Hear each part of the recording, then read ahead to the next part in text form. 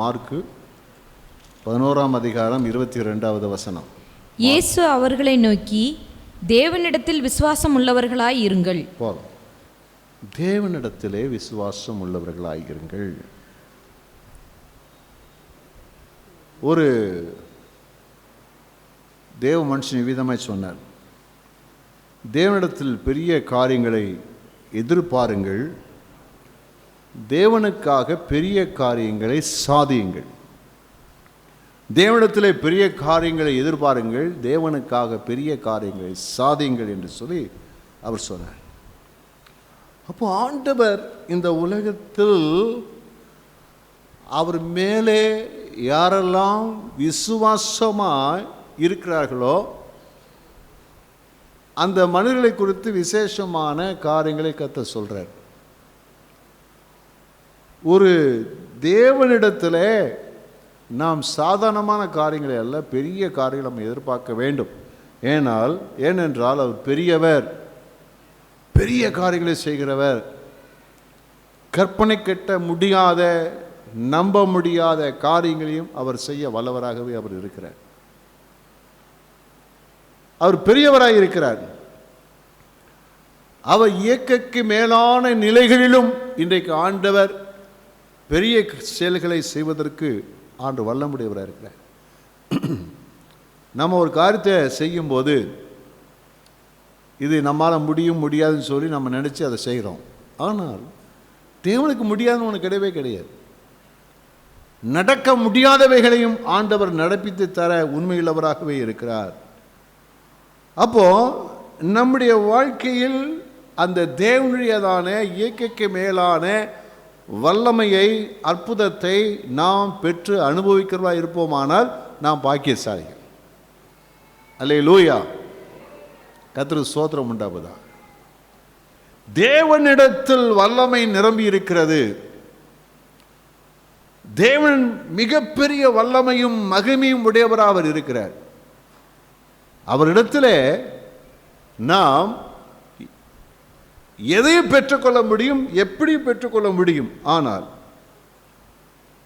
அதை பெற்றுக்கொள்வதற்கு யாரெல்லாம் அது சரியான விதத்திலே தேவ சமூகத்திலிருந்து இயற்கைக்கு மேலான நிலைகளிலே ஆசீர்வாதங்களை, மகிமைகளை, பெரிய காரியங்களை பெற்றுக்கொள்ள அவர்கள் எதிர்பார்க்கிறார்களோ அவர்கள் பெற்றுக்கொள்கிறார்கள். கர்த்தருக்கு ஸ்தோத்திரம் உண்டாவதாக. அதான் ஆண்டவர் சொல்றார், விசுவாசித்தால் தேவனுடைய மகிமையை காண்பார். விசுவாசத்தால் தேவனுடைய மகிமையை காண்பார். தேவன் நடக்க முடியாத காரியங்களை நம்முடைய வாழ்க்கையிலே அவர் நடப்பிக்கக்கூடியவராக இருக்கிறார். வேதத்திலே ஒரு பெண்ணை குறித்து வாசிக்கிறோம். மார்க்கு 14:3-9 அவர் பெத்தானியாவில் குஷ்டரோகியாய் இருந்த சீமோன் வீட்டிலே போஜன பந்தி இருக்கையில் ஒரு ஸ்திரீ விலையேறப்பட்ட நலதம் என்னும் உத்தம தைலமுள்ள வெள்ளைக்கல் பரணியை கொண்டு வந்து அதை உடைத்து அந்த தைலத்தை அவர் சிரசின் மேல் ஊற்றினாள். அப்பொழுது சிலர் தங்களுக்குள்ளே விசனமடைந்து, இந்த தைலத்தை இப்படி வீணாய் செலவழிப்பானேன், இதை 300 பணத்துக்கு அதிகமான கிரயத்துக்கு விற்று தரித்திரருக்கு கொடுக்கலாமே என்று சொல்லி அவளை குறித்து முறுமுறுத்தார்கள். இயேசு அவர்களை நோக்கி, அவளை விட்டுவிடுங்கள், ஏன் அவளை தொந்தரவு படுத்துகிறீர்கள்? என்னிடத்தில் நற்கிரியையை செய்திருக்கிறாள். தரித்திரர் எப்போதும் உங்களிடத்தில் இருக்கிறார்கள். உங்களுக்கு மனதுண்டாகும் போதெல்லாம் நீங்கள் அவர்களுக்கு நன்மை செய்யலாம். நானோ எப்போதும் உங்களிடத்தில் இரேன். இவள் தன்னால் இயன்றதை செய்தாள். நான் அடக்கம் பண்ணப்படுவதற்கு எத்தனமாக என் சரீரத்தில் தைலம் பூச முந்திக் கொண்டாள். இந்த சுவிசேஷம் உலகத்தில் எங்கெங்கே பிரசங்கிக்கப்படுமோ அங்கங்கே இவளை நினைப்பதற்காக இவள் செய்ததும் சொல்லப்படும் என்று மெய்யாகவே உங்களுக்கு சொல்லுகிறேன் என்றார். ஹல்லேலூயா. ஒரு எதிர்பாராத ஒரு காரியத்தை கர்த்தர் சொல்லுகிறதை பார்க்கிறோம். எத்தனையோ பேர்கள் ஆயிரமான ஜனங்கள் இயேசுவை பின்பற்றினாலும், இயேசுவிடத்திலே ஆயிரமான ஜனங்கள் அற்புதங்களை பெற்றிருந்தாலும், ஆனால் எல்லாரும் தேவனிடத்திலே நற்சாட்சி பெற்றவர்கள் அல்ல. ஆனால் ஆண்டவராகிய இயேசு கிறிஸ்துவானவர் இங்கே ஒரு பெண்ணை குறித்து 2 காரியங்கள் சொல்றார். அதுல முதல் காரியம் என்ன சொல்றான்னு சொன்னா, இவள் தேவன் என்னிடத்தில் நற்கிரியை செய்திருக்கிறாள். நற்கிரியை செய்திருக்கிறாள். அவள் செய்த அந்த செயல், அவள் செய்த செயல் தேவ சமூகத்திலே ஒரு அங்கீகாரத்தை பெற்றுக் கொடுக்கிறது. அவள் என்னிடத்திலே நற்கிரியை செய்திருக்கிறாள். தேவனுக்கு நற்கிரியை செய்ய முடியுமா? அவருக்கு போய் நம்ம நல்ல செய்வது அளவுக்கு நம்ம என்ன பெரிய ஆளா? அவருக்கு தேவை இருக்கிறதா? அவருக்கு பிரச்சனை இருக்கிறதா? கஷ்டம் இருக்கிறதா? போராட்டம் இருக்கிறதா? என்ன அவருக்கு இருக்கிறது? இந்த பெண் என்ன செய்கிறாள்? ஒரு நாள் இயேசு பெத்தானியா என்ற தன் ஊருக்கு வருகிறாள் என்று கேள்விப்பட்ட போது, அங்கே ஒரு வீட்டிலே இயேசு விருந்து சாப்பிட போகிறார். குஷ்டரோகியா இருந்து சுகமான சீமோன் என்புடைய வீட்டுக்கு இயேசு வந்து அங்கே விருந்து சாப்பிட போகிறார் என்று சொல்லி கேள்விப்பட்ட அந்த பெண் இயேசுவை சந்திக்க ஆயத்தமாகிறாள். இயேசுவை சந்திக்க ஆயத்தமாகிறாள். ஆயத்தமானவர் என்ன செய்கிறார்? நலதம் என்று சொல்லப்படுகிற களங்கமில்லாத அந்த நறுமணத்தை விலையேறப்பட்ட, அது இந்த விலைன்னு சொல்ல முடியாத அளவுக்கு அவ்வளவு விலை கூடின ஒரு நறுமண தைலத்தை கொண்டு வந்து யாரும் எதிர்பாராத நிலைகளில் அந்த இயேசுநாதருடைய சிரசில் என்ன செய்கிறார்? ஊற்றுகிறார். அதை குறித்து பார்த்தீங்கன்னா எல்லாருக்குள்ளேயும் பலவிதமான எண்ணங்கள். சீசரே சொல்றாங்க, வீணடிச்சிட்டா, பணத்தை வீணடிச்சிட்டான்னு சொல்றாங்க. இது நல்ல செயல்களுக்கு பயன்படுத்தி இருக்கலாமே அப்படின்னு சொல்லும்போது, அந்த நேரத்தில் இயேசு சொல்றார், இவள் என்னிடத்தில் நற்கிரியை செய்திருக்கிறாள். என்னிடத்தில் நற்கிரியை செய்திருக்கிறாள். யாரும் எதிர்பாராத ஒரு காரியத்தை அங்கே ஆண்டவர் சொல்கிறார். இயேசுவிடத்திலே நட்பேர் வாங்குவதற்கு பல முயற்சி பண்ணியிருக்கிறாங்க. ஆனா யாரும் அப்படி விசேஷமான நிலைகளிலே அவர் பேரமானதை பார்க்க முடியாது. அநேக சமயங்களில் கர்த்தர் கண்டிச்சிருக்கிறார். எப்படி கண்டித்திருக்கிறார்? மாயக்காரரேன்னு கண்டிச்சிருக்கிறார்.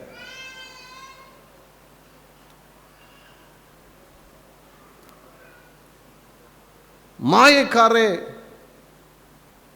வெள்ளையடைக்கப்பட்ட கல்லறைன்னு சொல்லியிருக்கிறார். விசுவாசம் இல்லாத மாறுபாடுள்ள சந்ததின்னு சொல்லி சத்தம் போட்டிருக்கிறார்.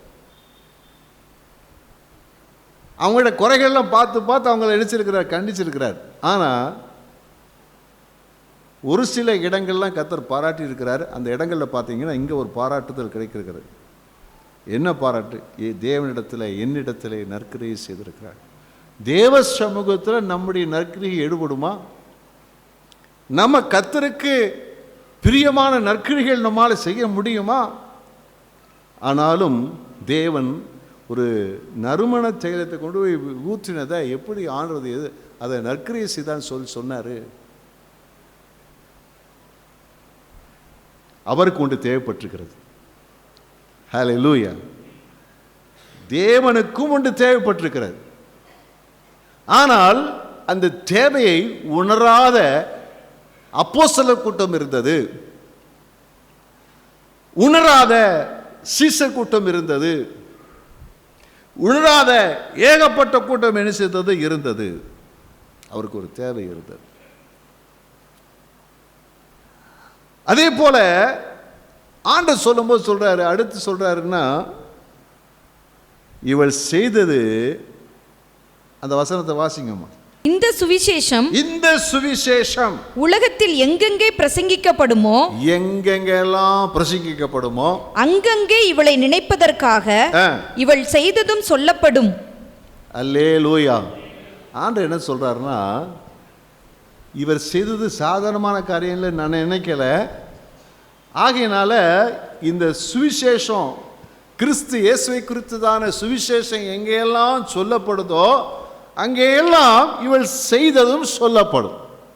ஹல்லேலூயா. அப்ப இயேசுவை பற்றி எங்கெல்லாம் சொல்றாங்களோ அங்கெல்லாம் இந்த பெண் செய்ததை குறித்தும் சொல்லப்படும் என்று கர்த்தர் சொல்லுகிறார். அதனால தான் நம்ம இங்க பேசிட்டு இருக்கிறோம். இந்த அம்மா செய்தது நமக்கு எப்படி தெரியும், ஆனாலும் ஆவியானவர் இதை வேதத்தில் எழுதி வைத்து நம்மையும் அதை பேசும்படியாக உலகத்திற்கு கூடிய எல்லா ஜனங்க கேட்கத்தக்கதாக தேவன் ஒரு கனப்படுத்தி இருக்கிறார். கர்த்தருக்கு ஸ்தோத்திரம் உண்டாவதாக. இப்படிப்பட்ட கனம் எப்படி கிடைக்கும்? தேவனிடத்திலே ஒரு நற்பெயர் வாங்குவதற்கும், அது மாத்திரமல்ல, உலகம் இருக்கிற வரைக்கும் சுவிசேஷம் சொல்லப்படும் வரைக்கும் இந்த அம்மா செய்து சொல்லக்கூடிய அளவுக்கு ஒரு அற்புதத்தை, எக்கைக்கு மேலான நிலைகளிலே ஒரு காரியத்தை அவள் செய்த காரியம் அவளுக்கு சம்பாதித்து கொடுத்திருக்கிறது. கர்த்தருக்கு ஸ்தோத்திரம் உண்டாவதா. அப்போ ஆண்டவர் அவள் செய்த ஒரு சாதாரண ஒரு காரியம் என்று நம்ம நினைக்க இயலாது, அல்லது வீணடித்த காரியம் என்று சொல்ல நம்மால் கூடாது. ஏன் சொல்லப்படுறது சொன்னா, யாருமே உணராத ஒரு தேவை இயேசுநாதருக்கு இருந்தது, நம்மை படைத்த தேவனுக்கு இருந்தது. அதை யாரும் கண்டுகொள்ளாது இருந்தார்கள், உணராது இருந்தார்கள். அதான் பிரச்சனை. அப்போ இயேசுவின்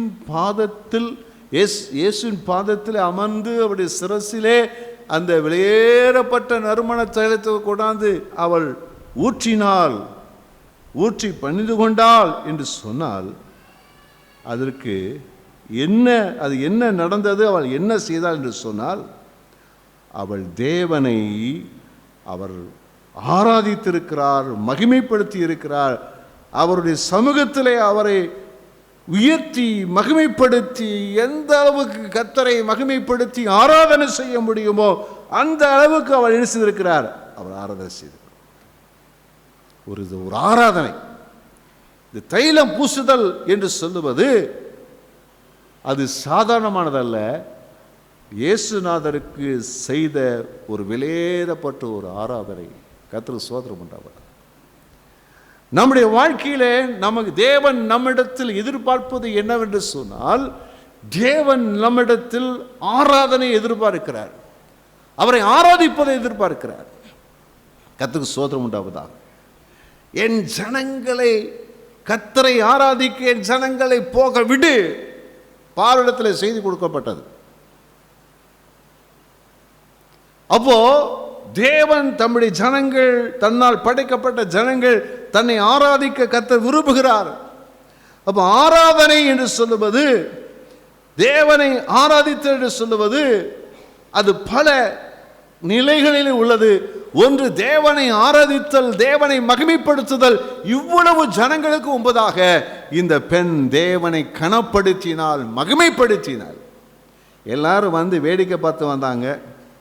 சிலர் அற்புதத்தை பெற்றுக்கொள்ள வந்தார்கள், சிலர் இயேசுவோடு கூட இருந்து ஃபோட்டோ எடுக்க வந்தார்கள், சிலர் இயேசுவோடு கூட இருந்து நாங்கள் அவரோடு கூட இருக்கிறோன்னு சொல்லி கனத்தை பெற விரும்பினார்கள்.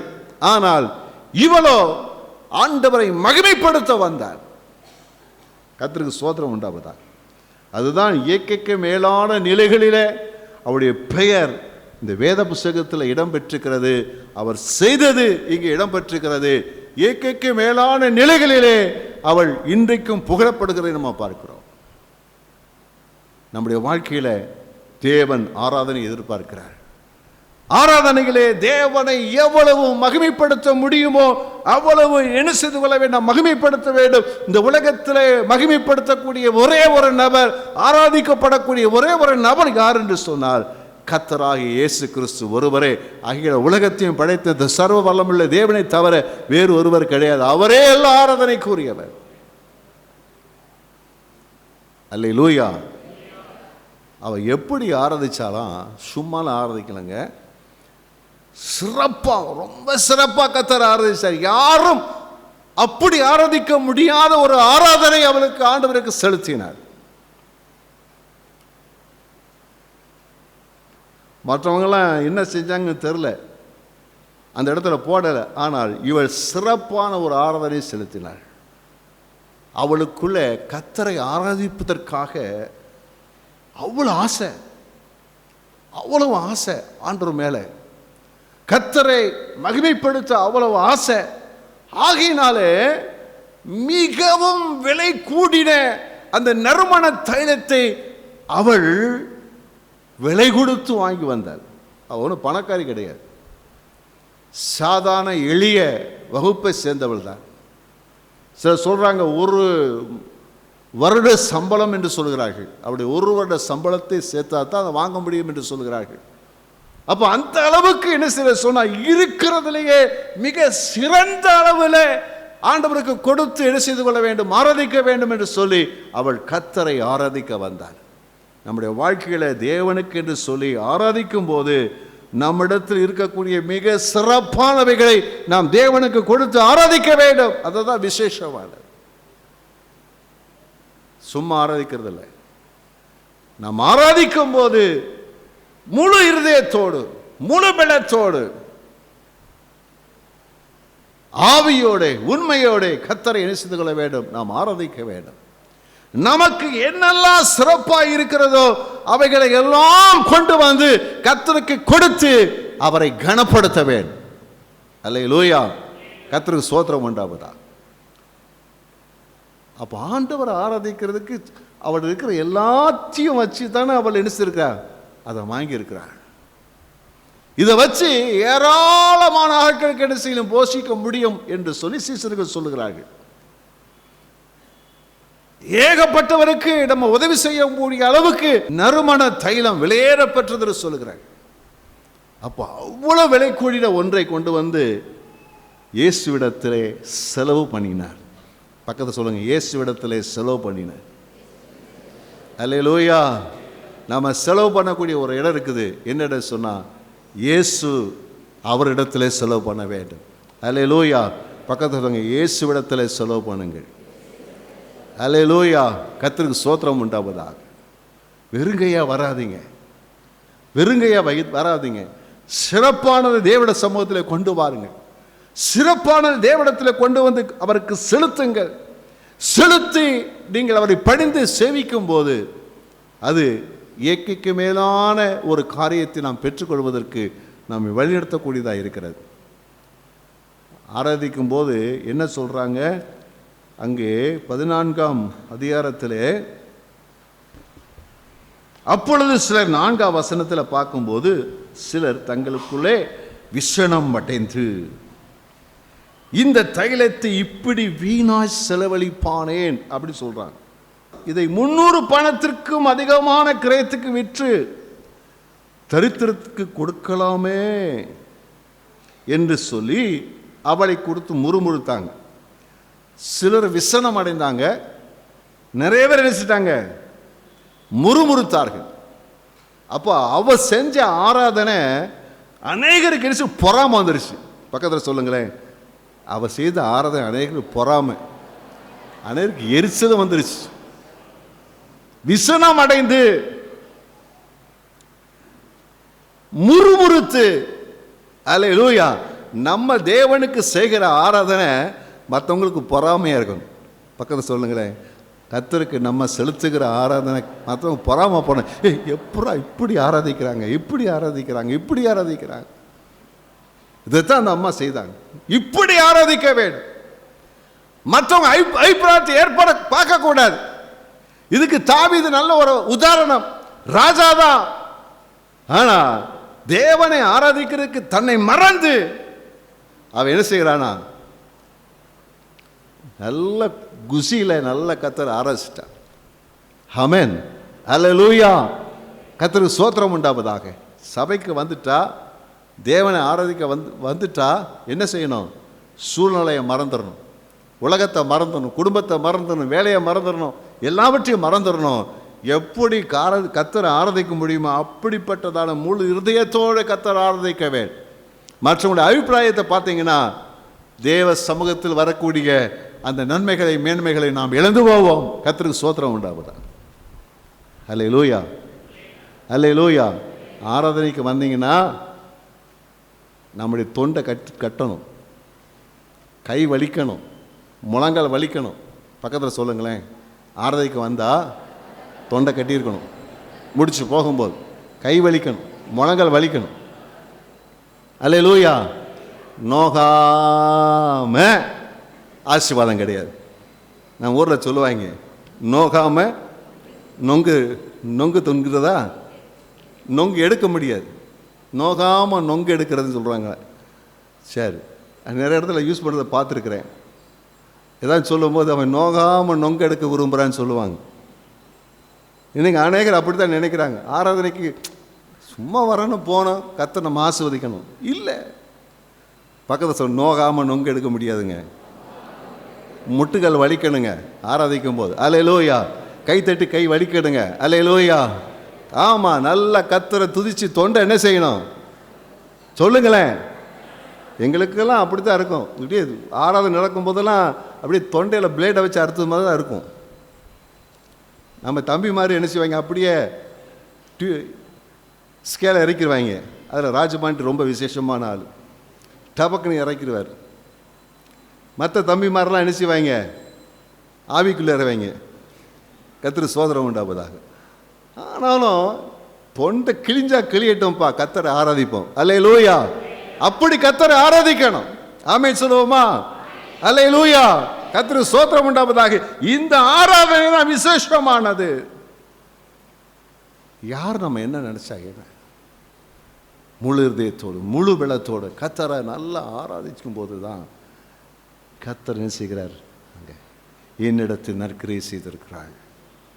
ஹல்லேலூயா. எனக்கு வேண்டியதை அவன் செஞ்சிருக்கிறாள். அது உண்மை என்னன்னு சொன்னால், எனக்கு வேண்டியதை செய்திருக்கிறாள். ஹல்லேலூயா. கர்த்தருக்கு வேண்டியது தான். இன்றைக்கி நம்மகிட்ட ஆண்டு பெருசாக ஒன்றும் எதிர்பார்க்கல. அவருக்கு வேண்டியது ஆராதனை. அவருக்கு வேண்டியதை நாம் கொடுக்க அறிந்திருக்க வேண்டும். அதுதான் நடக்க முடியாத காரியத்தை தேவ சமூகத்தில் நமக்கு பெற்றுத்தரக்கூடியதாக என்ன செய்யும் இருக்கும். அல்லேலூயா. கர்த்தருக்கு ஸ்தோத்திரம் உண்டாவதாக. அது மாத்திரமல்ல, அப்படி செய்யும் போது இந்த பெண்ணுக்கு ஆண்டவர் நடக்க முடியாத சில காரியங்களை செய்தார். சொன்னார். என்ன சொன்னார்னா, என்னிடத்தில் நற்கிரியை செய்திருக்கிறாள், என் தேவையை சந்தித்திருக்கிறாள் சொல்லி ஆண்டவர் அதை திட்டவட்டமாக எல்லாருக்கும் முன்னாடி பகிரங்கப்படுத்துகிறார். இரண்டாவது சொல்றாரு. என்ன சொல்றாருன்னா, இந்த சுவிசேஷம் எங்கேயெல்லாம் அறிவிக்கப்படுமோ அங்கேயெல்லாம் இவள் செய்ததும் சொல்லப்படும். வேற என்னங்க வேணும்? பக்கத்தில் சொல், வேற என்ன வேணும்? இப்படிப்பட்ட அல்லேலூயா. கர்த்தர் ஸ்தோத்திரம் உண்டாவதாக. பரலோகத்தில் இது பேசப்படும். பரலோகத்தில் என்ன செய்யப்படும்? பேசப்படும். ஆண்டுக்கு ஸ்தோத்திரம் உண்டாவதாக. நம்முடைய வாழ்க்கையிலே தேவன் எவைகளை செய்கிறார், இதே போல நடக்க முடியாத, கற்பனை பண்ண முடியாத அநேக காரியங்களை கர்த்தர் நமக்கு செய்கிறார். என்ன செய்கிறார் சொன்னால், கர்த்தரை நீங்க அப்படி ஆராதிச்சீங்கன்னா தேவன் உங்க வியாதிகளை, பலவீனங்களை ஆண்டவர் மாற்றி அற்புதமான சுகத்தை தேவன் தர நீங்க பார்க்க முடியும். இயற்கைக்கு மேலான நிலைகளிலே தேவன் கிரியை செய்த பார்க்க முடியும். நீங்க அப்படிப்பட்டதான ஒரு ஆராதனை கர்த்தருக்கு செய்யும் போது, அல்லேலூயா, ஆண்டவர் ஒரு அற்புதமான தெய்வீக சுகத்தை நமக்கு தருவார். ஆமென். அல்லேலூயா. ஒரு டாக்டரை பார்க்க போனால் ஒரு 500 ரூபா இல்லாமல் டாக்டர்கிட்ட போக முடியாது. பார்த்ததுக்கு 500 ரூபா. அவர் கொடுத்த ஸ்கேனு, அப்புறம் இசிஜி, எக்ஸ்ரே, பிளட் டெஸ்ட்டு எல்லாம் சேர்த்து எத்தனை ஆச்சு? 3000, 4000, 5000. ஒரு 5000 ரூபா இல்லாமல் நீங்கள் டாக்டர்கிட்ட போக முடியாது. இன்றைக்கி கண்டிஷன் அப்படி தான் இருக்கு. உண்மைதானா? அல்லேலூயா. ஆனால் இந்த டாக்டர்கிட்ட வந்துட்டிங்கன்னா கொஞ்சம் தொண்டை கட்டினா போதும், கொஞ்சம் முழங்கால் வலிச்சா போதும், உங்கள் வீட்டில் இருக்கிறத கொண்டாந்து அவர்கிட்ட கொடுத்தா போதும். என்ன செய்வார்? அற்புதமான சுகத்தை தேவன் தருவார். அல்லேலூயா. அல்லேலூயா. நீங்க ஆராதிக்கும் போது அப்படிப்பட்டதான அற்புதத்தை தேவன் சரிங்க பார்க்க முடியும். பாச கைவிட்டு ஜெபிக்க வேண்டிய அவசியமே இருக்காது. நீங்க ஆராதிச்சீங்கன்னா போதும், அவர் டைரக்டா நம்ம தொட்டு சுகப்படுத்திடுவார். எவ்வளவு பெரிய வியாதியை சுகப்படுத்திடுவார். டாக்டர் கைவிடப்பட்டதான அந்த வியாதியை சுகப்படுத்தி விடுவார். கர்த்தருக்கு ஸ்தோத்திரம் உண்டாவதாக. அப்படி ஆராதிக்கும் போது தேவன் ஏக்கைக்கு மேலான ஞானங்களை நமக்கு தருகிறார். ஞானம் வேணுமா? எதை எப்படி செய்யணும் என்ற ஞானம் வேணுமா? கர்த்தரை முழு இருதயத்தோடு முழு பரத்தோடு ஆராதிச்சு பாருங்க, உங்களுக்கு ஒரு விசேஷ ஞானம் இருக்கு. ஏன்னா ஞானத்தின் ஆவியானவர் உங்க மேல் தங்கி இருக்கிறீங்க பார்ப்பீங்க. அல்லேலூயா.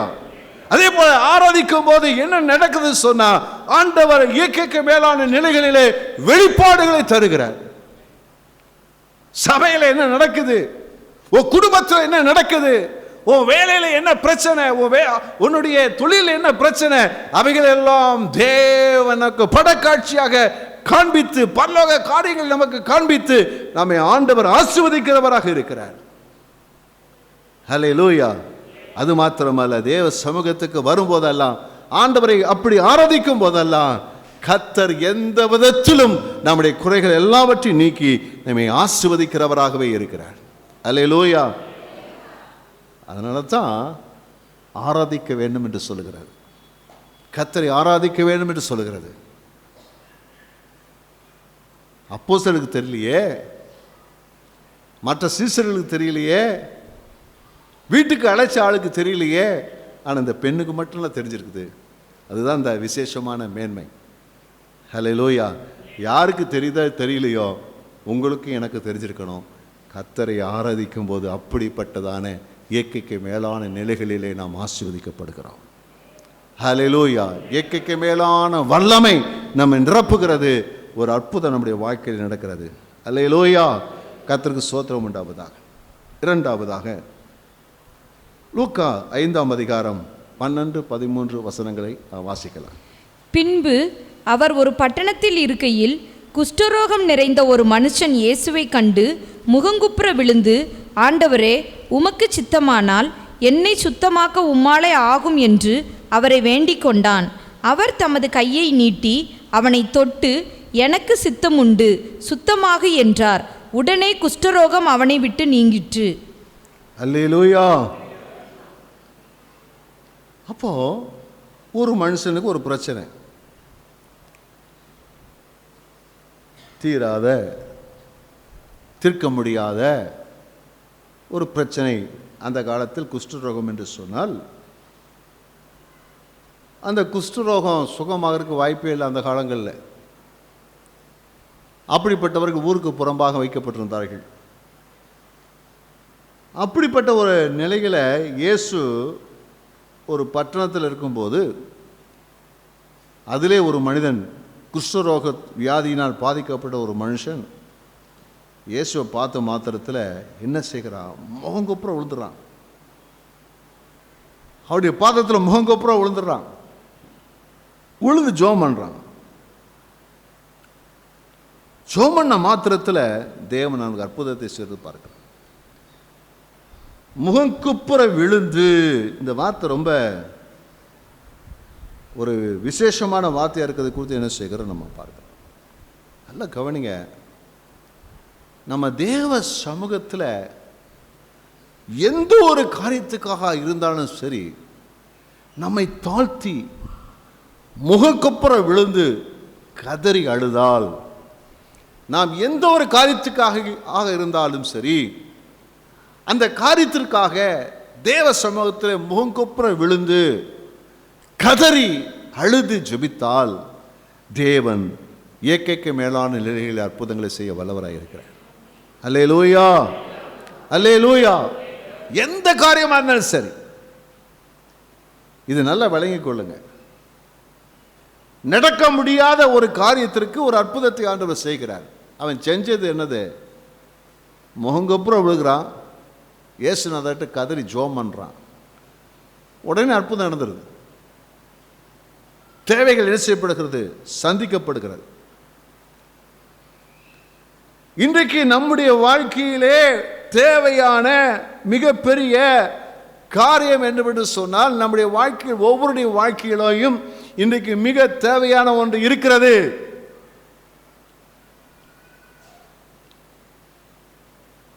அங்கே தீர்க்கதரிசி கதறுகிறார், வருஷங்களின் நடுவிலே என்னை உயிர்ப்பிக்க மாட்டீரோ, வருஷங்களின் நடுவிலே எங்களை உயிர்ப்பித்தரலும் என்று சொல்லி என்ன செய்கிறான்? கதறுகிற பார்க்கிறோம். கர்த்தருக்கு ஸ்தோத்திரம் உண்டாவதாக. இன்றைக்கு நமக்கு தேவை என்னவென்று சொன்னால், பரிசுத்த ஆவியானவருடைய ஒரு அற்புதமான செயல்பாடுகளும் அற்புதமான வல்லமையின் வெளிப்பாடுகளும், இன்றைக்கு வல்லமையின் செயல்களும் இன்றைக்கு நமக்கு தேவை. நமக்கும் தேவை, சபைக்கும் தேவை. இன்றைக்கு நமக்கு தேவை பரிசுத்த ஆவியானவருடைய மிகப்பெரிய ஒரு ஊற்றப்படுதலும் அவருடைய வல்லமையான செயல்களும் அவர் மூலமாக உண்டாகிற ஒரு பெரிய எழுப்புதலும் நமக்கு மிக மிக அவசியமாக இருக்கிறது. அல்லேலூயா. அநேகருடைய இருதயங்களிலே இந்த குஷ்டரோகத்துக்கு ஒப்பான ஒன்று இருக்கிறது, அருவருப்பான இருக்கிறது, அருவருப்பான பாவங்கள் இருக்கிறது, செய்யக்கூடாத காரியங்கள் வாழ்க்கையில் இருக்கிறது. இந்த காரியங்கள் எல்லாம் அவர்களை தேவனுடைய ஆவியானவருடைய செயல்பாடுகளை தங்கள் வாழ்க்கையிலே அனுபவிக்க முடியாதபடிக்கு, தேவனுடைய வாழ்க்கையிலே குடும்பங்களிலே செயல்படக்கூடாதபடிக்கு அவைகள் எல்லாம் தடையாக இருக்கிறது. ஏசாயாவை போல அசுத்த உதடுள்ள மனுஷன், தாவீதை போல என் தாய் என்னை பாவத்திலே கற்பம் தரித்தாள் என்று கதறுகிற மனுஷர்கள் இன்றைக்கு நிறைய இருக்கிறோம். ஆனால் இன்றைக்கு நம்முடைய வாழ்க்கையில் ஒரு பெரிய மாற்றம் வரணும்னா, ஒரு எழுப்பு வரணும்னு சொன்னா சும்மா நான் வராது. நான் மாறணும். ஆவியானுடைய கிரியை என் வாழ்க்கையில வர வேண்டும், என் குடும்பத்தில் வர வேண்டும், சபையில வர வேண்டும் என்று சொன்னால் இன்றைக்கு நமக்கு தேவை என்ன சொன்னால், தேவ சமூகத்திலே முகம் குப்புற விழுந்து அழுது கதறி செபிக்க வேண்டிய ஒரு அவசியம் நமக்குள்ள இருக்கிறது. ஹல்லேலூயா. ஆண்டவருடைய விருப்பத்தை குறித்து நம்ம பார்க்கிறோம். லூக்கா 12ஆம் அதிகாரம் 49வது வசனத்திலே சொல்லப்பட்டிருக்கிறது. பூமியின் மேல் அக்கினியை போட வந்தேன். பூமியின் மேல் அவர் சொல்றார், பூமியின் மேல் எதை போட வந்தேன்? எதை போட வந்தேன்? அக்கினியை. பூமியில அக்கினியை போட வந்தேன். அது இப்பொழுதே பற்றி எரிய வேண்டும் என்று விரும்புகிறேன். பற்றி எரிய வேண்டும் என்று விரும்புகிறேன். கர்த்தர் ஆசையா இருக்கிறார். பெந்தெகோஸ்தே நாளிலே அக்கினியாய் பிரிந்திருக்கிற நாவுகளைப் போல பரிசுத்த ஆவியானவர் இறங்கி வந்தார். அதே போல ஆண்டவர் என்ன சொல்றாருன்னா, இதே தான் திருப்பி சொல்றார். என்ன சொல்றாருன்னா, பூமியின் மேல் அக்கினியை போட வந்தேன். ஒரு அக்கினி, பரிசுத்த ஆவியின் அக்கினியை உங்கள் வாழ்க்கையிலே சபையிலே தேவன் போட விரும்புகிறார். தேவன் உங்க வாழ்க்கையில் அந்த அக்கினியை, பரிசுத்த ஆவியின் அக்கினியை போட விரும்புகிறார். சபைகளே தேவன் அந்த அக்கினியை போட விரும்புகிறார். எப்போ போட விரும்புகிறார்? இப்பொழுதே அந்த அக்கினி பற்றி எரியன்னு விரும்புகிறார். சிறு பிள்ளைகள், வாலிபர்கள், பெரியவர்கள் எல்லாருக்குள்ளையும் அந்த பரிசுத்த ஆவியானவருடைய அக்கினி பற்றி எரிய வேண்டும் என்று கர்த்தர் விரும்புகிறார். ஒரு பெரிய ஒரு பரிசுத்த ஆவியுடைய கிரியைகளை நாம் அனுபவிக்க வேண்டும் என்று கர்த்தர் விரும்புகிறார். நம்முடைய ஜெபம் என்ன செய்யணும்னா, முகங்குப்புற விழுந்து தேவ சமூகத்தில், ஆண்டவரே அந்த அக்கினி எனக்குள்ள போடும் ஆண்டவரே, அக்கினி எனக்குள்ள போடும் ஆண்டவரே. என்னால் முடியாது, என்னால் முடியாது, எங்களால் முடியாது, ஆனால் உம்மாலே மாத்திரம்தான் முடியும் என்று சொல்லி தேவ சமூகத்தை கதறினால் தேவன் இயற்கைக்கு மேலான நிலைகளிலே அற்புதங்களை செய்ய வல்லவராக இருக்கிறார். ஆமென். ஏசாயா ஜெபம் பண்றார். ஏசாயா 64ஆம் அதிகாரத்தில் 2ஆம் வசனத்தில், தேவரீர் வானங்களை கிழித்திறங்கி, அவர் சொல்றாரு, ஜெபம் பண்றாரு, தேவரீர் கதறாரு, தேவரீர் ஆண்டவரே கர்த்தாவே தேவரீர் வானங்களை கிழித்திறங்கி, வானங்களை கிழித்து இறங்கும் ஆண்டவரே, உருக்கும் அக்கினி எரியுமா போலவும், அக்கினி தண்ணீரை பொங்க பண்ணுமா போலவும், தண்ணீரை பொங்க பண்ணுவது போலவும் பர்வதங்கள் உமக்கு முன்பாக உருகும்படி செய்யும். உருகும்படி செய்யும். அல்லேலூயா. கர்த்தர் ஸ்தோத்திரம் உண்டாவதாக. அப்படிப்பட்ட ஒரு அக்கினி வரட்டும். எல்லாவற்றையும் எரித்து போடுகிற, பொங்க பண்ணுகிற, புறம்பாக்கக்கூடிய, பற்றி எரிகிற ஒரு அக்கினியாய் என்னை மாற்றும் ஆண்டவரே சொல்லி முகங்குப்புற விழுந்து நாம் ஜெபிக்கும் போது, நம்மை தாழ்த்தி ஜெபிக்கும் போது தேவ ஆவியினுடைய அக்கினி நம்ம மேலே இறங்கும். பரிசுத்தாவினுடைய அளவற்ற வல்லமை நம்ம மேலே இறங்கும். நாம் நினைக்கிறதுக்கு மேலாய் நம்முடைய வாழ்க்கை மாறும். அல்லேலூயா, பிரைஸ் தி லார்ட், அல்லேலூயா. இன்றைக்கி நம்ம தாழ்த்தணும், முகங்குப்புற விழணும், கீழே விழணும், முகங்குப்புற விழணும். என்ன அர்த்தம் அதுக்கு? நம்மை தாழ்த்த வேண்டும். முகம் தரையில் படத்தக்கதாக விழுந்து நம்ம இருதயம் உடைக்கப்பட்டவர்களாக, ஆண்டவரே நான் இருக்கிற நிலை சரியில்லை ஆண்டவரே. நல்லா விளங்கிக் கொள்ளணும். லவோதிக்கா சபைக்கு கர்த்தர் சொல்றாரு, அனலுமின்றி குளிருமின்றி. அதனால் என்ன செய்ய வேணாம், நீ எனக்கு பிரோஜனம் இல்லைப்பா, தூக்கி போட்டுருவேன்னு சொல்கிறார். இல்லை ஆண்டவரே, நான் மட்டும் தூரம் போயிடக்கூடாது, உம்முடைய ஆசீர்வாதத்தை விட்டு நான் தூரம் போயிடக்கூடாது. நான் என்ன செய்கிறேன், என்னை தாழ்த்துக்கிறேன், விழுகிறேன், முகப்புறம் விழுகிறேன், கதறி ஜெபிக்கிறேன், என் இருதயத்தை நான் கிழித்து கொண்டு ஜெபம் பண்ணுகிறேன். ஆண்டவரே, வேல்ஸ் தேசத்தில் ஒரு பெரிய எழுப்புதல் வந்தது.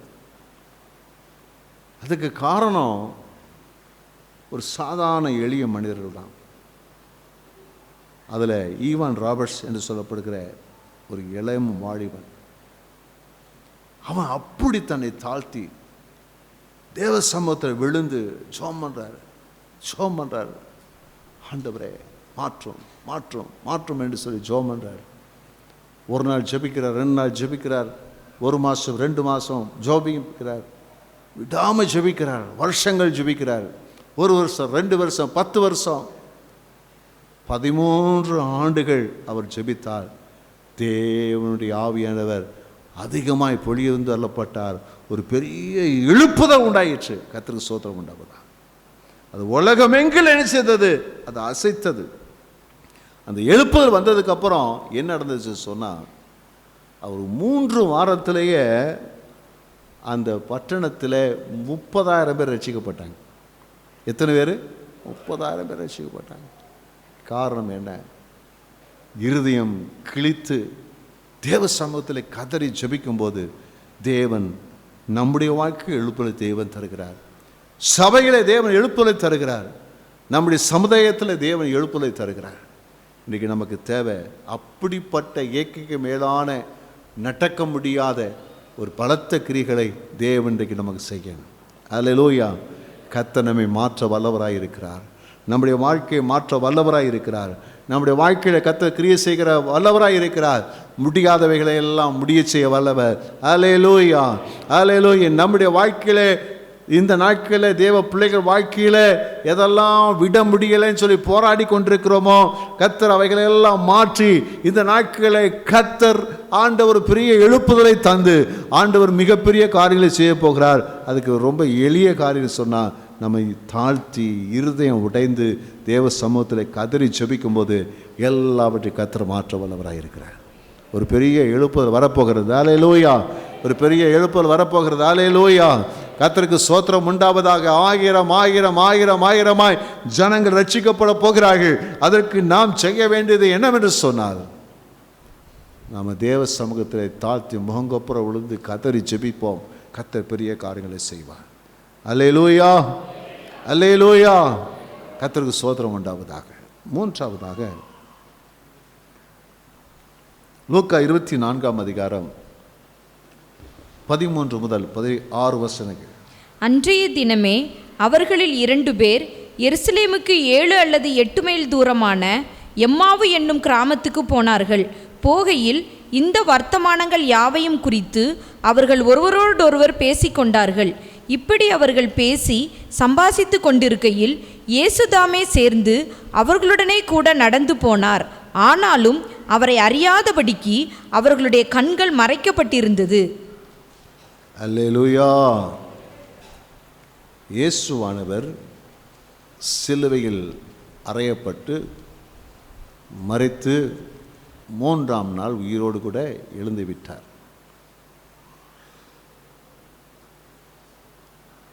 ஆனால் அவங்க எல்லாரும் என்ன செய்யணும்னு சொன்னால் இயேசு உயிர் தழுவதை எதிர்பார்த்து காத்திருக்க வேண்டும். ஆனால் அதில் சில சீஷர்கள் அவர்கள் அங்கே 2 பேர் எம்மாவு என்று சொல்லப்படுகிற ஒரு ஊருக்கு என்ன செய்கிறாங்கன்னா போயிட்டாங்க, கிளம்பி போயிட்டாங்க. என்ன சொல்கிறது, பின்மாறி போயிட்டாங்கன்னு வச்சுக்குவோம். 2 சீஷர்கள் எல்லாரும் என்ன செய்கிறாங்க, எருசலேமில் இருக்கிறாங்க. எருசலேமில் இருக்க வேண்டியவங்க. ஆனால் எங்கே போகிறாங்க, எம்மாவு என்று சொல்லப்படுகிற ஊருக்கு போகிறாங்க. பக்கத்தில் சொல்லுங்களேன், இருக்கிற இடத்துல இல்லைன்னா பின்மாற்றம். பின்மாற்றம் என்னது, எங்கே இருக்கணுமோ அங்கே இல்லைன்னா பின்மாற்றம் தான். எருசலேமில் இருக்கும், எருசலேமில் இருக்கணும். எம்மாவு போனால் பின்மாற்றம் தான். அல்லேலூயா. ஞாயிற்றுக்கிழமை ஆராதனையில் இருக்கணும், இல்லைன்னா வேறு இடத்துல தான் பின்மாற்றம்.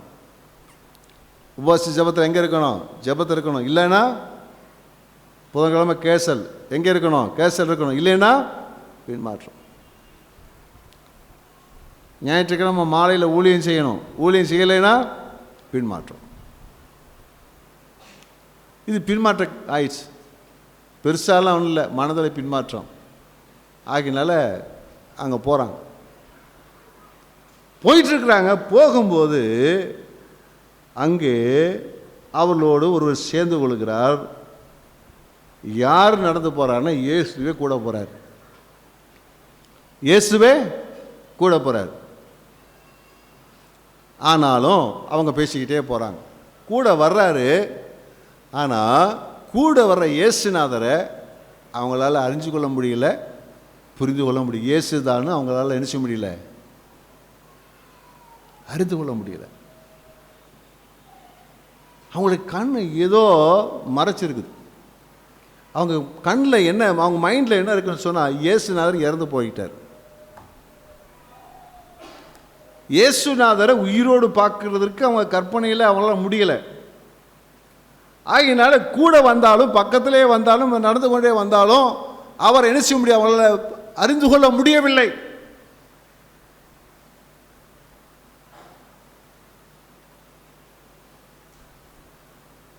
கண்கள் மறைக்கப்பட்டிருந்தது என்று சொல்லி அங்கே சொல்லப்பட்டிருக்கிறதை குறித்து என்ன செய்கிறோம் நம்ம பார்க்கிறோம். அவங்க நினைவில் அப்படிதான் இருக்குது. சிலுவையில் அறையப்பட்டார், இப்போ கல்லறையில் வச்சாச்சு. அவருடைய சரீரம் கல்லறையில் இருக்குது. அதுதான் அவங்க மைண்டில் பூரா என்ன செய்கிறது இருக்கிறது. இன்றைக்கு நம்முடைய வாழ்க்கையில் எப்படித்தான் என்ன செய்யணும்னு சொன்னால் அநேக சமயங்களில் நம்ம இப்படித்தான் எதிர்பார்க்குறோம். என்ன பார்க்க சொன்னால் தேவன் இப்படித்தான் இருப்பார், தேவன் இப்படித்தான் செயல்படுவார் என்று நாம் நினைக்கிறோம். கர்த்தர் ஸ்தோத்திரம் பண்ணுறவங்களா. உதாரணமாக பார்த்தீங்கன்னா, நீங்கள் 50 வருஷத்துக்கு முன்னாடி விசுவாசியாக எடுத்துங்க வச்சுங்களேன்.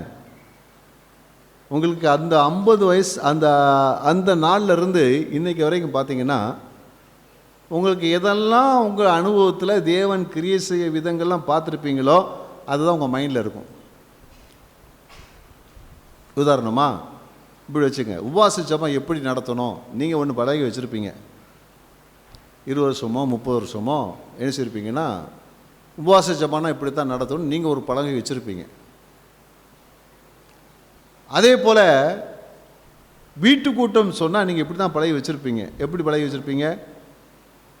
எந்திரிச்சோடனே எல்லாம் மிளகா போட்டு பெண்கள் என்ன செய்து பண்ணி ஒரு ஆரம்ப ஜெபம் பண்ணி 2 பாட்டு பாடி ஒரு காணிக்கை எடுத்து ஒரு சாட்சி சொல்லி 2 சாட்சி சொல்லி ஒரு செய்தியை கொடுத்து ஜெபம் பண்ணி முடிக்கணும். இப்படி பழகி வச்சுருப்போம். உண்மைதானா? அல்லேலூயா. ஊழியத்துக்கு போனால் எப்படி போகணும்? கொஞ்சம் கையில் டிராக்டர் எடுத்துக்கணும், காஸ்பலுக்கு வச்சுக்கணும், போகணும். அல்லது தெருவில் போய் பிரசங்கம் பண்ணணும். இப்படி நம்ம பழகி வச்சுருப்போம். ஆராதனைன்னு சொன்னால் இப்படி தான் பழகி வச்சுருப்போம். எப்படி பழகி வச்சுருப்போம்? பாட்டு நார்மலாக போகும். செகண்ட் பாட்டு நார்மலாக அந்த பீட்டில் போயிட்டுருக்கோம். மூணாவது பாட்டு ஃபஸ்ட்டு சரணம் பாடும்போது நார்மலாக போகும். செகண்ட் சரணம் போகும்போது இன்னும் கொஞ்சம் ஃபாஸ்ட்டாக போகும். தேர்ட் சரணம் போகும்போது ஃபாஸ்ட்டாக டக்கு டக்கு டக்கு டக்கு டக்கு அடிக்கிறவன் டக்கு டக்கு டக்கு அடிப்பான். இதுதான் எழுப்புதல் நம்ம தெரிஞ்சு வச்சுருப்போம். ஒரு அல்லேலூயா சொல்லுவோமா? அல்லேலூயா. ஆமாம். இதில் கொஞ்சம் மாற்றினாலே நமக்கு என்ன செய்யாது, நமக்கு செட் ஆகாது. நம்முடைய கண்கள் எல்லாம் நம்ம எப்படி நம்ம ஒரு தேவன் கிரியை செய்கிறத நம்ம எப்படி பார்த்துருக்குறோமோ அப்படித்தான் என்ன செய்யும் நமக்கு தெரியும். ஆனால் தேவன் இங்கே வித்தியாசமான விதத்தில் அவங்களோட கூட இருக்கிறாரு. கூட நடந்து வர்றாரு, தனியாக நடந்து வர்றாரு. இது வரைக்கும் கூட்டமாக வருவார். பின்னாடி அப்போஸ்தலர் இருப்பாங்க, ஏகப்பட்ட கூட்டம், 1000 2000 5000 10,000 பின்னாடி வந்துட்டு இருக்கோம். ஆனால் இன்னைக்கு தனியாக வர்றாரு. அப்போ ஆண்டவர் வித்தியாசமாக நினைச்சாரு, அங்கே செயல்படுறாரு. அவர் வித்தியாசமாக செயல்படுறதுனால இவங்களுக்கு புரிய மாட்டேங்குது. ஒன்றை நாம் விளங்கிக் கொள்வோம், அன்றைக்கு ஆண்டவர் இருந்ததை புரிந்து கொள்ள முடியாத போலவே இன்றைக்கு ஆவியானவர் நமக்குள்ளும் சபைக்குள்ளும் கிரியை செய்கிற விதங்களை நாம் அறியாது இருக்கிறோம். ஆண்டவர் சபையில் கிரியை செஞ்சிட்டு இருக்கிறார், நமக்குள்ளே கிரியை செய்து கொண்டிருக்கிறார். ஆனால் வித்தியாசமான விதங்களில் என்ன செய்கிறார், கிரியை செய்து கொண்டிருக்கிறார். இன்றைக்கு ஆவியானவர் நமக்குள்ளே என்ன கிரியை செய்கிறார் என்பதை நாம் அறிந்து கொள்ளத்தக்கதாக நம்முடைய கண்கள் திறக்கப்பட வேண்டும். அப்போ தான் ஒரு பெரிய மாற்றம் நம்முடைய வாழ்க்கையில் என்ன செய்ய வரும். கர்த்தருக்கு ஸ்தோத்திரம் உண்டாவதா. அல்லேலூயா. உன் வழிகள் என்னுடைய வழிகள் அல்ல, உன்னுடைய வழிகள் என்னுடைய வழிகள் அல்ல. தேவன் எப்பொழுது ஒரே மாதிரி கிரியை செய்கிறவர் அல்ல. தேவன் தமக்கு சித்தமானபடி தம்முடைய வழிகளிலே தேவன் கிரியை செய்து கொண்டே இருக்கிறார். கர்த்தருக்கு ஸ்தோத்திரம் உண்டாவதா. அந்த நாட்களில் நம்ம இப்படி கேள்விப்பட்டது உண்டா? ஆராதனை நடக்கும் போதெல்லாம் சுகமானு கேள்விப்பட்டது உண்டா? ஆனால் இன்றைக்கு ஆராதனை நடக்கும்போதே கர்த்தர் சுகத்தை தந்துடுறார். நடக்குது இல்லையா? அப்போ வித்தியாசமான விதங்களிலே கர்த்தர் கிரியை செய்கிறார். வசனங்களை கேட்கும் போது கர்த்தர் கிரியை செய்கிறார். நாம் வீடுகளிலே ஜெபிக்கும் போது கர்த்தர் கிரியை செய்கிறார். ஆனால் நமக்குள்ள என்ன செய்ய சொன்னால், எழுப்புதல் வந்தால் இப்படித்தான் வரும் அப்படி நம்மளாவே ஒன்று வச்சிருக்கிறோம். ஆகினாலே தேவன் கொடுக்கிற எழுப்புதலை நாம் அறிந்து கொள்ளாமல் உணர்ந்து கொள்ளாமல் அந்த எழுப்புதலை நாம் அனுபவிக்காமல் இருக்கிறோம். அது என்ன சொல்றதுன்னு சொன்னால், எப்படி எம்மாவு சீசர்களை பார்த்து நம்ம பரிதாபப்படுறோமோ அதே போல நம்மை பார்த்து நாம் பரிதாபப்பட்டு கொள்ள வேண்டும். அல்லேலூயா. தேவன் கிரியை செய்கிற விதங்களை பார்த்து அதை ஏற்றுக்கொண்டு அவரோடு இசைந்து நாம் பயணிக்க வேண்டும். அவர் நம்மூலமாக என்னத்தை கிரியை செய்து கொண்டிருக்கிறாரோ, நமக்குள்ளே எதை செய்ய வைக்கிறாரோ, எப்படி செயல்பட வைக்கிறாரோ, எப்படி ஊழியங்களை செய்ய வைக்கிறாரோ, எப்படி நம்மை ஆண்டவர் மாற்றுகிறாரோ அதை இடம் கொண்டு அப்படி அவரோடு இசைந்து செயல்படும் போது ஒரு பெரிய மாற்றத்தை நம்முடைய வாழ்க்கையில் பார்க்க முடியும். கேட்க மேலான நிலைகளிலே தேவனுடைய அற்புதங்களை நாம் பெற்றுக்கொள்ள முடியும். அல்லேலூயா, அல்லேலூயா, அல்லேலூயா. கர்த்தருக்கு ஸ்தோத்திரம் உண்டாவதா. இந்த நாட்களில் தேவன் கிரியை செய்து கொண்டிருக்கிறார், நமக்குள்ளே கிரியை செய்து கொண்டிருக்கிறார், சபையிலே கிரியை செய்து கொண்டிருக்கிறார், நம்முடைய பட்டணத்தில் தேசத்தில் கிரியை செய்து கொண்டிருக்கிறார். அது அநேகர் காண்கிறார்கள், ஆனால் அநேகர் காணாமலும் இருக்கிறார்கள். அநேகர் உணர்ந்திருக்கிறார்கள், அநேகர் உணராமலும் இருக்கிறார்கள். ஆனால் யார் அதை உணர்ந்து கொண்டு அதை ஏற்றுக்கொண்டு இயேசுவோடு இணைந்து கொள்கிறார்களோ, பரிசுத்த ஆவியாரோடு இணைந்து கொள்கிறார்களோ, அவர்கள் தங்கள் வாழ்க்கையில் ஏக்கைக்கு மேலான அற்புதங்களை அந்த ஆசீர்வாதங்களை பெற்றுக்கொள்ள அவர்கள் தகுதியுள்ளவர்களாக இருப்பார்கள். அல்லேலூயா. கர்த்தருக்கு ஸ்தோத்திரம் உண்டாவதாக. கடந்த காலங்களை காட்டிலும் இந்த காலங்களிலே தேவன் அற்புதமான காரியங்களை செய்கிறார். அல்லேலூயா. நான் பார்க்குறேன், நேற்று ஒரு ஜெபத்துக்கு போயிருந்தேன். நாங்கள் நடத்துகிற ஜெபத்திற்கு ஆரம்பத்திலேயே ஏகப்பட்ட பேர் வந்திருந்தாங்க, ஏகப்பட்டவர் வந்திருந்தாங்க. எனக்கு நேற்று ஒரு கூட்டம் இருந்தபடினால நான் ஃபுல்லாக அந்த கூட்டத்தில் இருப்பேன். காலையில் 9 மணிலேருந்து 2 மணி வரைக்கும் இருப்பேன். ஆனால் அன்றைக்கு வேறொரு கூட்டத்துக்கு போக வேண்டியிருந்தபடினாலும் முதல்ல கொஞ்ச நேரம் நான் கொஞ்சம் ஜெபத்தை நடத்தினேன். நடத்தினா பார்த்தீங்கன்னா ஆவியானவர் பலத்த கிரியை நடத்துகிறார். ஆரம்பித்த ஜெபத்தை ஆரம்பித்தா ஆவியில் நிறைந்து அவர்களை கர்த்தர் நிரப்பி ஆண்டவர் பலத்த கிரியை நடக்கிறார். நான் கேட்டேன், எப்படி இருந்தேன்னு கேட்டேன். வீட்டுக்கு வந்ததுக்கப்புறம், பாஸ்டர் அப்படியே ஆவியுடைய பலத்த கிரி இருந்தது, ஆரம்பம் முதற்கொண்டு கடைசி வரைக்கும் கர்த்தர் பலத்த கிரியை நடப்பித்தார். ஹல்லேலூயா. இப்போ அந்த பாஸ்டர்ஸ்லாம் டேட் கேட்பாங்க, எங்கள் சர்ச்சில் வைங்க, எங்கள் ஏரியாவில் வைங்கன்னு சொல்லிட்டு இருப்பாங்க. அந்தளவுக்கு கர்த்தர் கிரியை செய்கிறார், கிரியை நடப்பித்து கொண்டே இருக்கிறார், கிரியை நடப்பித்து கொண்டே இருக்கிறார். இந்த நாட்களில் தேவன் நம் மூலமாக நம்முடைய சபைகளில் தேவன் கிரியை செய்யும்போது அது அப்படியே இனம் கண்டுகொள்ள வேண்டும், அடையாளம் கண்டுகொள்ள வேண்டும். தேவன் நம்மை நடத்துகிற பாதைக்கு இடம் கொடுக்க வேண்டும். இடம் கொடுத்து நடப்போம். ஆனால் இனி வருங்காலம் யாருக்கு சொந்தம் என்று சொன்னால் உங்களுக்கும் எனக்கும் சபைக்கும் சொந்தம். அல்லேலூயா, அல்லேலூயா, அல்லேலூயா. இல்லை நாங்கள் அப்படி செஞ்சோன்னு சொல்லாதீங்க. அன்றைக்கு ஆண்டு அப்படி கிரியை செய்தார், ஆனால் இன்றைக்கு இப்படித்தான் கிரியை செய்கிறார். அல்லேலூயா, அல்லேலூயா. கர்த்தருக்கு ஸ்தோத்திரம் உண்டாவதாக. இன்றைக்கு ஆண்டவர் கிரியை செய்கிறதை அடையாளம் கண்டுகொள்வோமாக, அடையாளம் கண்டுகொள்வோமாக, அதை நம்ம ஏற்றுக்கொள்வோமாக, அதை நடப்போமாக. தேவன் நம்மை ஆசீர்வதிக்க வல்லவராக இருக்கிறார். இந்த நாட்களில் வாலிபர்கள் இந்த நாட்களில் தேவனுடைய நடத்துக்கு இடம் கொடுக்கணும்.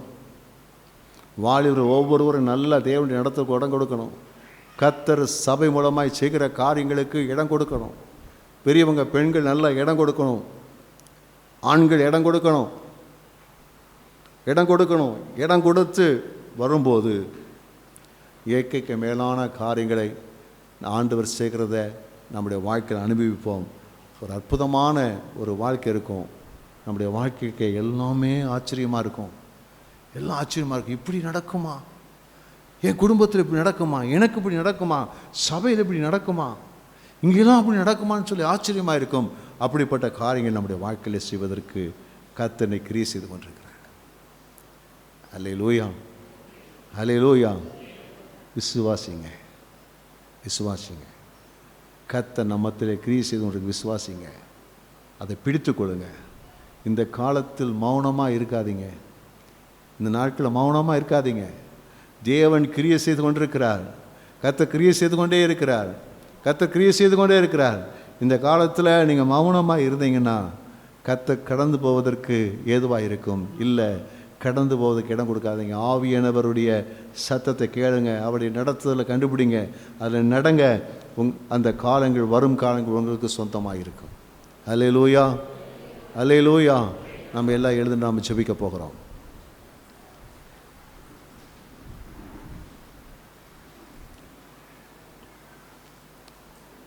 தேவனுடைய இயற்கைக்கு மேலான வல்லமையை அனுபவிக்கக்கூடிய 3 வழிகளை நான் உங்களுக்கு சொன்னேன். 3 வழிகள். 1, தாழ்மையோடு தேவனை ஆராதிக்க வேண்டிய விதத்தில் ஆராதித்தல். தாழ்மையோடு தேவனை ஆராதிக்க வேண்டிய விதத்தில் ஆராதித்தல். 2வது, தாழ்மையோடு முகங்குப்புற விழுந்து தேவனுடைய வல்லமைக்காக கதறி ஜெபித்தல்.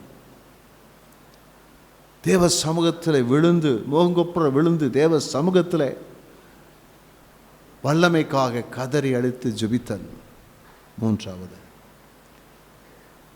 நம்மை தாழ்த்தி நம்முடைய எண்ணங்கள், சிந்தனைகள் எல்லாம் புறம் தள்ளிவிட்டு தேவன் எப்படி கிரியை செய்கிறார் என்பதை காண்டு அந்த வழிகளிலே நடக்க ஒப்பு கொடுத்து அந்த வழிகளிலே நாம் நடக்கும்போது இயற்கைக்கு மேலான காரியங்களை நம்முடைய வாழ்க்கையிலே நான் அனுபவிக்க நம்மாலே முடியும்.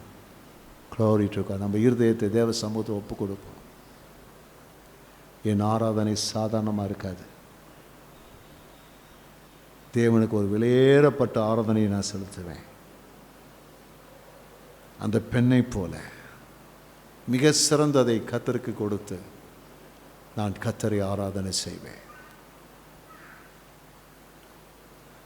எனக்கு தெரியும், நான் இருக்கிற நிலை சரியில்லை, எனக்கு நல்லா தெரியும். நான் இப்படி இருக்க மாட்டேன். கதற போகிறேன், தேவ சமூகத்தில் கதற போகிறேன், முகங்கொழுந்து விழ போகிறேன், விழுந்து கதறி ஜெபிக்க போகிறேன். ஆண்டவரே, உம்முடைய ஒரு பெரிய ஒரு எழுப்புதல் எனக்குள்ளே வரட்டும், ஒரு பெரிய மாற்றம் வரட்டும். ஆவியானவர் எனக்குள்ள ஒரு பெரிய மாற்றத்தை தாங்க, எங்கள் சபையில் தாங்க அப்படின்னு சொல்லி நான் கதறி ஜெபிக்க போகிறேன்.